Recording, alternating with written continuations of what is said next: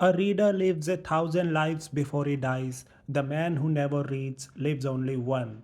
This quote by George Raymond Richard Martin, writer of a popular web series Game of Thrones, perfectly sets the tone for our today's topic, that is, Of Studies by Francis Bacon.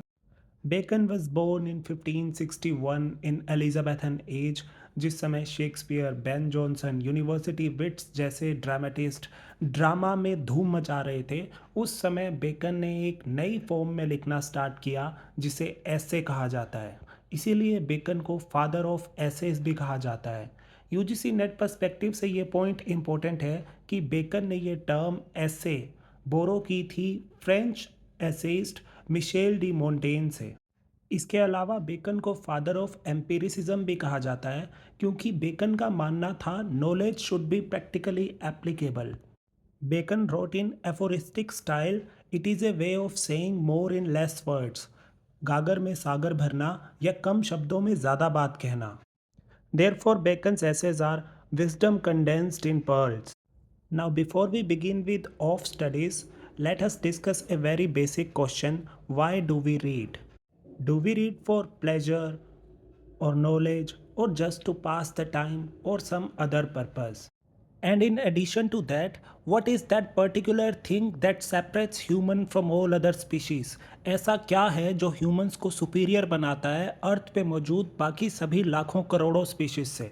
इन सवालों का जवाब दिया है युval नोवा Harari ने अपनी book sapiens में, जिसमें उन्होंने इसका रीज़न बताया है इंसानों का cognitive revolution, development of human brain. इसी वजह से ह्यूमंस जो हैं रूल करते हैं अर्थ पे और बाकी सारी अदर स्पीशीज़ पे। और अगर ऐसा है तो फिर ऐसी कौन सी एक्सरसाइज है जो हमारे माइंड को शार्प करती है? इसे मैं आपको एक छोटे से किस्से से समझाता हूँ। बिल गेट्स से जब एक इंटरव्यू में पूछा गया कि ऐसी कौन सी सुपर पावर है जो बिल गेट्स चाहेंगे कि उनके पास हो, तो उन्होंने इसका जवाब दिया कि मैं चाहता हूँ कि मैं तेज़ी से पढ़ पाऊँ और बेहतर समझ पाऊँ। The power of reading faster and comprehend better. अब अगला सवाल आता है कि हमें क्या पढ़ना है, क्यों पढ़ना है, कैसे पढ़ना है, कितना पढ़ना है। इन्हीं सब सवालों के जवाब दिए हैं बेकन ने अपने ऐसे ऑफ स्टडीज़ में।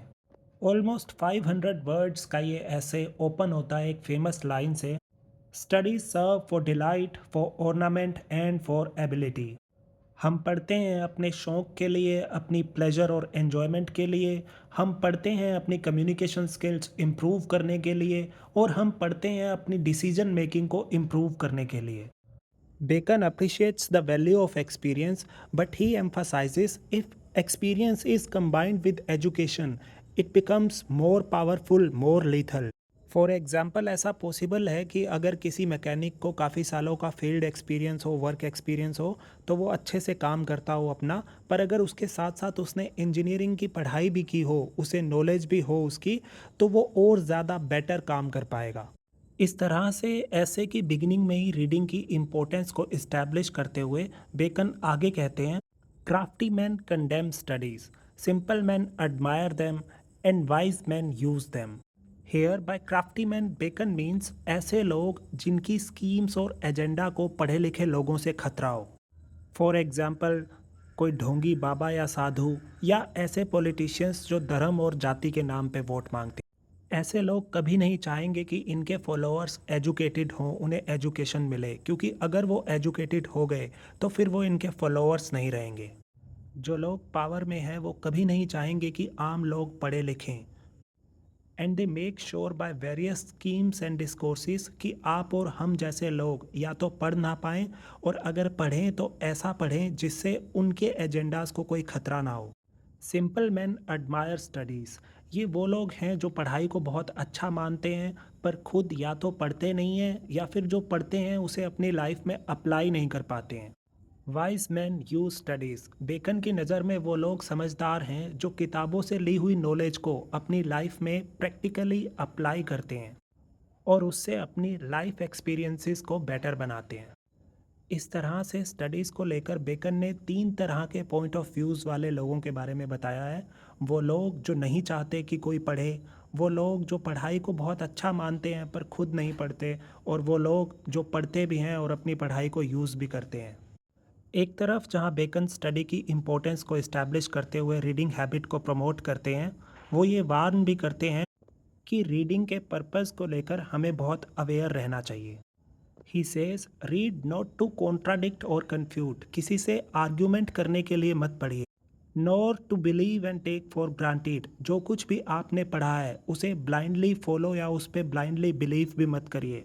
Nor to find talk and discourse, अपने आप को पढ़ा लिखा इंसान दिखाने के लिए, शो ऑफ करने के लिए भी मत पढ़िए। But two way and consider, पढ़िए ताकि आप चीज़ों को बेहतर समझ पाएँ, ताकि आप बेहतर डिसीजन ले पाएँ। और यही एजुकेशन का पर्पस भी है, आपको वो नॉलेज देना जिससे आपकी चॉइसेस और डिसीजन मेकिंग बेटर हो पाए, फर्दर जिससे आपकी लाइफ बेटर हो पाए। अब इसे आप आज के पोस्ट ट्रुथ एरा में इस तरह से भी समझ सकते हैं कि अगर आप कोई न्यूज़ देखें तो उस न्यूज़ को इसलिए मत देखें कि आप आगे जाकर किसी से, अपने फ्रेंड से आर्ग्यू कर पाएँ किसी पार्टी के स्पोक्स पर्सन की तरह।